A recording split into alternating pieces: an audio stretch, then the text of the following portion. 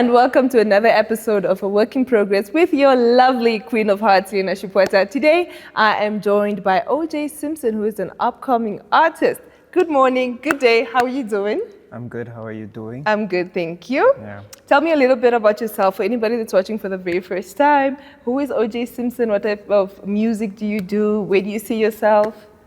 My name is OJ Simpson. I'm a recording artist. And I recently started recording my music under the Facade Inc., which is a studio based in Windhoek. Okay. It's owned by one of my very close friends, who's the one that actually convinced me to start doing music, because he's been listening to me apparently doing a little bit of freestyles in the background here and there. Yeah. And he decided he should take it upon himself to put me in the studio. And that's basically where OJ Simpson started. Yeah. And the name is inspired Yeah, I want to know about the name. The name is actually inspired by, my first name is Simpson already. Okay. So I used to watch football growing up with my father. He's just a big sports fan, right? Yeah. So then sometimes we would watch American football, and he would show me highlights of his favorite people, and one of them was OJ Simpson. Okay. And actually growing up, sometimes he would just call me OJ. So that's where, yeah. Oh, that's quite inspirational. Yeah, so that's where the name came from. Yeah. Yeah. Okay. Now, here on our show, we like to get to know people like from the roots. So tell us your story. Where did you grow up? How many people were you in your household? What was life like growing up? How do you think it molded you to be the person that you are today? Okay, interesting. My life is quite like any other, really. Like, it's just a simple life. I grew up in a two-parent household. Yeah. I do have quite a number of siblings. I have like 12 siblings. Okay. Yeah, I have 7 brothers and 5 sisters. Yeah. I'm a middle child at most. 5 of them I think are younger, and also 7 I think they are older than me. So I'm a middle child. Middle child, yeah. And we grew up in the north. I'm from a town called Okahao in Onganjera. Okay. And yeah, it was a normal upbringing for me. You know, I went to school. All of my school has been in Okahao, from preschool to high school. And once I graduated, you know, I went to university at NAST. That was basically my first time in Windhoek. Most can say I'm a village boy, but Okay. not really that much of a village boy. Because No, but I think you need to be proud to be a village boy. Yeah. Come on. Not everybody Yeah. needs to be a city person. Right? Yeah. Okay, yeah. So, yeah, I grew up, most of my childhood, I grew up watching TV. I was into music a lot. Maybe that's what also inspired me to just start doing music. I hear you, because even growing up, I watched television a lot with my family. Like, my grandparents would watch the big shows, the Miss Namibias, your Big Brother Africas, that we'd always watch it together. My grandfather would always say, we are going to see you on television one day, you know? Yeah. So those are the type of things that really, subconsciously, I guess, you end up like, only one day, you're older, you're like, actually, these people manifested my life. Right. So you get it. Yeah. Right. Yeah, so in a way, you know, when I grew up around TV. So I guess I wanted also to be on TV someday, you know, so and that life was music manifests. always the one thing that you were like, you know what, I'm going to be on television as a musician? Yeah, no, it wasn't actually even like that. It was more of like, I just grew up watching TV, so I wanted to be on TV one day, but like, maybe as an actor or a musician, whichever one it was, I just subconsciously I wanted to be on TV when I grew up. Yeah. So then fast forward, when my friend David heard me sing and my quote unquote music that time wasn't out, he was like, so when are you planning on releasing these? And then I'm like, I don't really plan on being an artist, you know. And then he was like, okay, if I take it upon myself to put you in the studio, would you like wanna work with me and all that? And then I'm like, yeah. as long as you like kind of manage me, because I'm not really good with people and I'm not that outgoing. I'm a house person most of the time. I stay indoors, play PlayStation all the time, write music when I want to get creative, and all that. So then he's like, yeah, I have really good music skills, and he recorded me. He recorded my first official release, which was You'll Be Alright. So he recorded it himself? Yeah. Okay. Yeah, so it's You'll Be Alright featuring him. Okay. Yeah, he's on the song. The people can find it on YouTube. It's on YouTube, on my YouTube page. You search up OJ Simpson Namibia and it will come up. And I recently dropped a few other songs after that one that he recorded as well. Okay. Yeah. So he's an artist as well? Yeah, he's an artist/producer. Okay. Yeah. But he's managing you as well? Yeah, and he's also managing. But you know what they well. say about managers who are also wanting to be in the spotlight? Yeah, I heard that one, but It's a bit tricky. It's a bit tricky. And also, tricky. You know what they say about business and family, but he's like family, and I trust him with my heart. So I don't know if it goes south, then I don't know, but I'm hoping it doesn't go south. I'm hoping like we make the right decisions together and just grow up, and grow and build together. Because he's like family to me. He's a really close friend. Yeah. Now that we're on the topic of family, what does family actually mean to you? How close are you with your family? I'm very close with my family, all of my siblings, and my mom and dad. Everybody. I grew up in a really, really, if you would like to put the word normal on that kind of family setting, I grew up in a really normal I don't think 13 siblings can be a normal household, let's be honest. I don't know, because there was love. The love was abundant. Yeah, 100%. Yeah, the love was abundant, and we all treat each other equally, as different as we are. Yeah. We're not gonna receive equal love from everybody, but we give each other the same respect in terms of like who we are. Everybody is free to be themselves because everybody is loved. So I was loved at home. In terms of family, I really got enough love and appreciation. They also support my music decision, journey. Although when I'm not a musician, in my, let's say, day-to-day life, I'm a pharmacy student, which was a decision me and my parents also made, that they see it fit for me that I go study pharmacy. Okay. I did that decision after I went to NAST as a computer scientist student, and then that wasn't really working out because I was into computers, but I didn't really want to have a job that's that. Yeah, so I decided to do my music, and I'm studying for pharmacy. So it's a decision. Those are decisions that my family support, and all of my siblings, they're open to it. We can discuss about it. And it's just, in terms of family, it's really... But how did you guys... something really... It's very hectic thinking about 13 siblings, ne? Just think about waking up in the morning. Right. Everybody has different personalities. Right. Like, how did your parents... Even with conflict, how did they make sure that, okay, we are going to squash this beef today now, because if we continue, it's going to be hectic.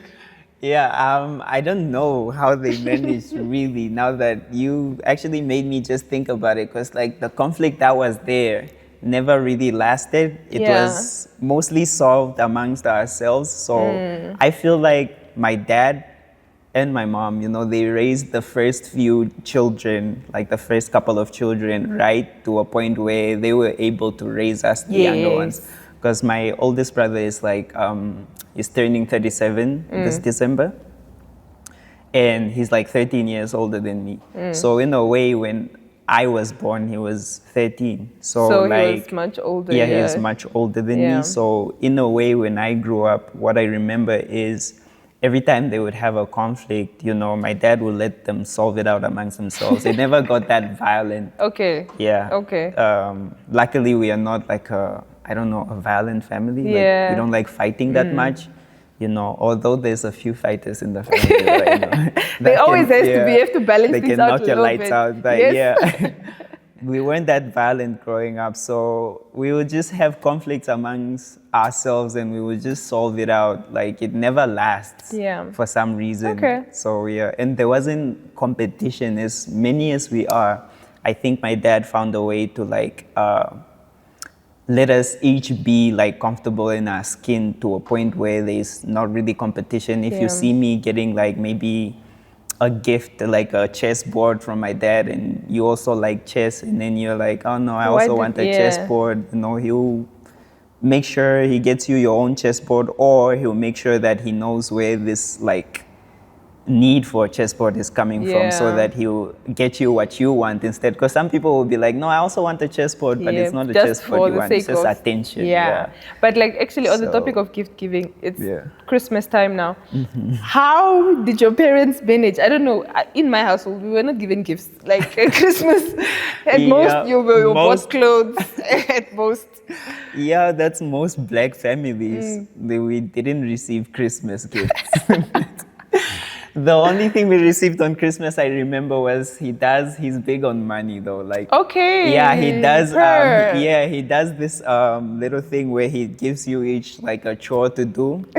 Like, so everybody gets a chore, you know, like if I'm supposed to like, I don't know, clean the house maybe for a week, you know, because it's holidays, everybody's supposed to be enjoying themselves, you know, so he gives out chores in a way where he puts a price on the chores. Like whoever gets the most difficult chore gets like more money or whatever. Like, we get to like figure that out. Like, you know, as a family, we were bonding on a lot of activities.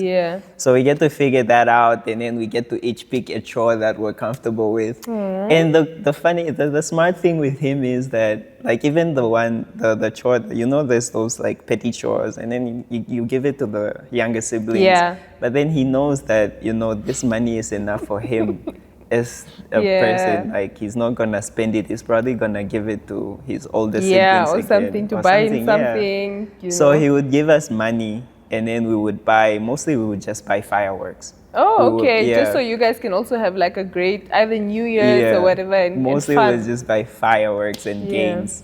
That's just big on fireworks and games. But then he was also then teaching you guys independence, teaching us how to work for things. Which is actually a very powerful tool, like for a lot of parents to teach their children. Like you don't always just have to give. You have to make sure they work for it. And also they have fun while they're doing it. I'm sure you and your siblings had so much fun during the time of the chores. Like I still cannot wrap my mind around 13 siblings.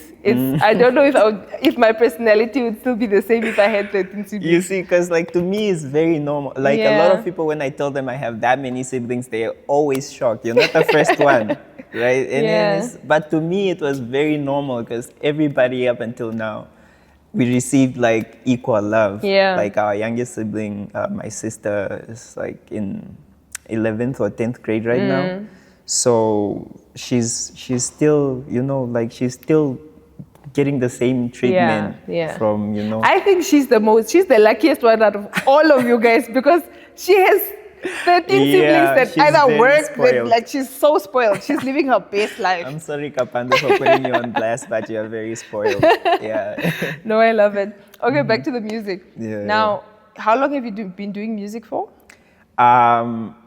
Underground, like maybe like since 2015, since I was in high school. And then, officially, just like this year. Okay, so we're still navigating the musical industry. We're very fresh. I don't have music on Spotify or Apple. Strictly on YouTube.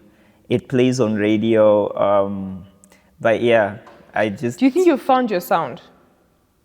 I don't know yet. I don't know. I'm very fresh in the industry. I would like to think I found my sound, but it's so early to tell, right? It's way too early to tell. But like, as far as I know, my sound, I guess I have found my sound because you predominantly do hip hop music, right? I'm comfortable.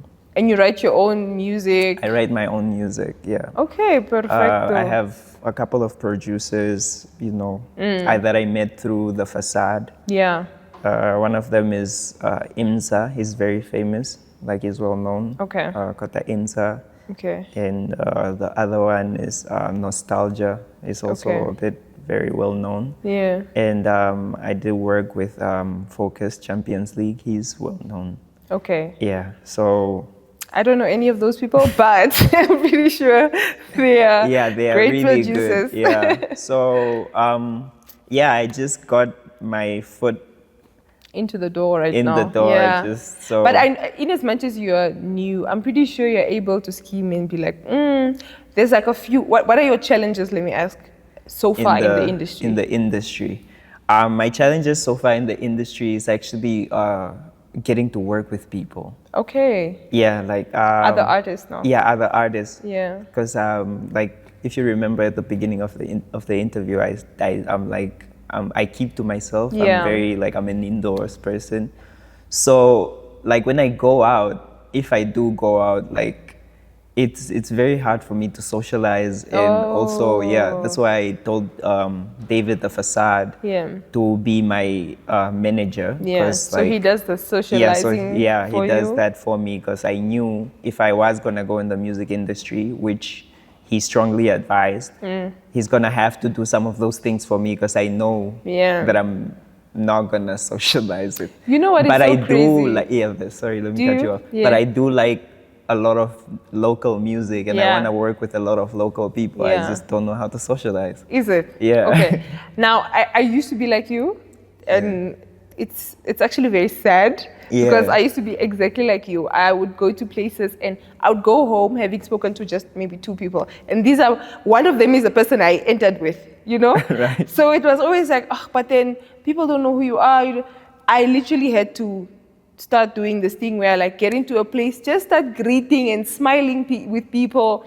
And then at some point somebody will just ask you, so who are you and what do you do? And then I would always get stuck there, because it's like, who am I? I think that's the hardest question, like to answer. And somebody's like, tell me a little bit about yourself. And you're like, so my name is Lena. Yeah. And then you get stuck. But then because of those interactions, you'd go home and then you'd be like, okay, the next time somebody asks you, who are you? Tell me a little bit about yourself. You know, you have at least 2 sentences to give back to the person. But unfortunately, in this entertainment industry, you have to sell yourself. You have to network yourself. Yes, your manager can do just as much, but if you and your manager at the same event and your manager is there selling, he's a great artist, and then they're like, okay, bring him over. And then you come there and you just sit You're like, hey, what's up, guys? How you guys doing? It's like, luckily for you guys, though, as musicians, your music can speak for you. Because then, depending on where you guys are, he can also just play them your music and be like, okay, fine. He doesn't have the personality, maybe, like to speak to people, but his music is pretty dope, you know? But then, Namibia specifically.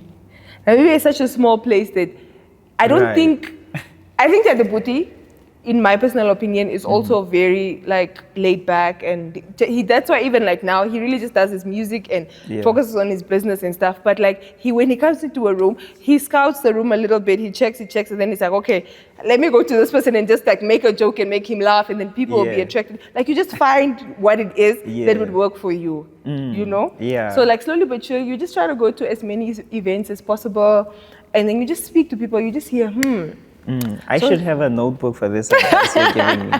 Is somebody at the background should write that down for me. Because you know, I will take that advice into account. It's really good advice, especially for somebody like me. And I hope I do get to work with a lot of artists here locally. Let's manifest it, actually. Give me like 5 artists that you want to work with in Namibia. 5 artists I want to work with in Namibia. First, you know, it should be, you know, Yeezer. Okay, you know, perfect. Just because, you know, I'm also a fan of his music. Although we don't do the same genre, I feel like there can be a fusion, like an Afro-rap fusion kind of thing going on there. You know, in the rap industry, I want to work with Script. You know, and KP Illest. You know, those are really big names to me. And amongst my peers, people I consider my peers because I do know them from here and there. I see their faces, you know, we know each other's names.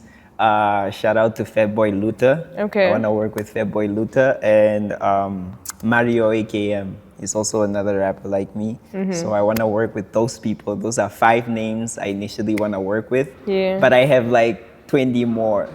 Like, Yeah, nobody yeah. should feel left out. Yeah, no one should feel left out. Like the whole Namibian industry right now, if I should say, you guys are doing really good. It's Yeah. actually what also kind of inspired me to start making music, because you know these people are like, they Pushing, seem like yeah. they're like onto it like Yeah. that.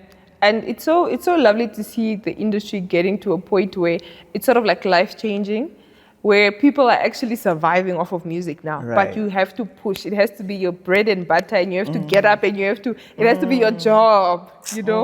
You really have to push. But luckily for you, you're still in the beginning stages. You still just, you can learn from their mistakes. Fingers crossed. Yeah. No, you can learn from their mistakes, and you know what, me, I wish you well. Yeah. All the names you mentioned and all the 20 others, Right. you will feature them. You'll probably even be international. Do you have any international plans? Manifest. Oh, I have a lot of also international Let's talk about it. names that I want to feature. Like, first, where do I even start? Okay, let me just start as close as I can start. Because Yeah. like I would have to go to maybe SA first and then Nigeria, you know, just in Africa, right? Yeah. You know, there's also like a Ghana name in there. Like that's Black Sheriff. Okay. You know, but like if I'm to start, it's Nasty C. Okay. I very much want to work with Nasty C. Blackie. I'm gonna be biased. I'm gonna like The hip hop scene, Yeah. yeah, more than anything. more eh? than anything. Yeah. But like other artists, I also want to work with them. Like Tyler, for example. Okay. You know, she's really popping. Yeah. Ira Star, and then Black Sharif, the one I mentioned. Yeah. Yeah, and a couple more others. Brenner Boy, Omalay, Yeah. Ladipo. Those are Nigerian artists. They're really good artists. International, American, I would go for maybe Drake. Because Drake is usually on a lot of hip hop people's lists. Right. Like, He's doing the things that Okay. like we all need to be doing. Like Yeah. he's topping the charts. Yeah. Central C. oh, Central C is a good one. Okay. Yeah. What's Dave? Yeah, Okay. Dave, the guy that Yeah. made a feature with Brenner Boy. And Yeah, he also a has a lot new more. song out with Thames as well. Oh. Yeah. Yeah. But a then lot more. You mentioned Brenner Boy. Do you see what's happening with Brenner Boy right now internationally, where people are not attending his shows anymore? Oh no, I didn't see that. You see what I'm saying there? You are very Yeah. fortunate to learn from the behaviors of the artists and stuff for you to Right. be like, you know what? Because Brenner Boy has this thing where he wants everybody to pay attention to him when he's performing. So whether Right. you are sleeping or you're talking to somebody or whatever it is, if you are not, he wants to chase you out of the stadium or whatever venue it is. So Really? people started having like it left a very sour taste in a lot of people's mouths. It would So, leave a sour taste in mine. yeah, but I see he's unwell now, so get well soon, Brenner Boy. Yeah. But like, I hope you're learning from all of these Yeah. things. You know, I like should be. Yeah. I you should be learning. Yeah. Yeah. I am learning from these things. That's why also like it's gonna be hard to work with a couple of people because of personalities as well. Yeah. Yeah. I'm very Yeah. big on energy. Like I can read energy like that. And, Yeah. you know, That's the a fact- good thing. Discernment is a very good thing. Yeah, eh? and the fact that I can do that, it just also like keeps me more to myself. Even when I'm around people, I feel like I already know where the conversation is gonna end, so Yeah. I'd rather not have it. Okay. Yeah. Okay, it's December. What are your December plans? What are we doing? December, we are taking gifts home to our nieces. No. I'm going to go visit my mom in the Okay, north. okay. Yeah, you know, we're going to spend Christmas together. You know, a couple of my siblings are going to be there, although not all of them. Yeah. But yeah, just go home and spend Christmas with the family. All right. Yeah. Thank you, OJ Simpson, for joining us today. Thank you for having me today. It was a pleasure having this interview with you. Yeah, I hope I get to have more interviews. Yeah, no, I think you have a lot to say, guys. so we definitely want to have you back on the show with us. Yeah. Maybe at a point where we are like, you know what? We are seeing his music everywhere. We're hearing his music everywhere. He needs to come back and tell us how he's progressed and all of that. Right. Yeah? Yeah. Do you shake hands? Yes, let's shake All right. hands. Thank you for having me. No problem. All right. Ladies and gentlemen, once again, that was OJ Simpson. Very, very excited to have had a conversation with him. I hope you enjoyed our conversation. From myself, Lena Shipwata, and everybody else in the studio, it's bye.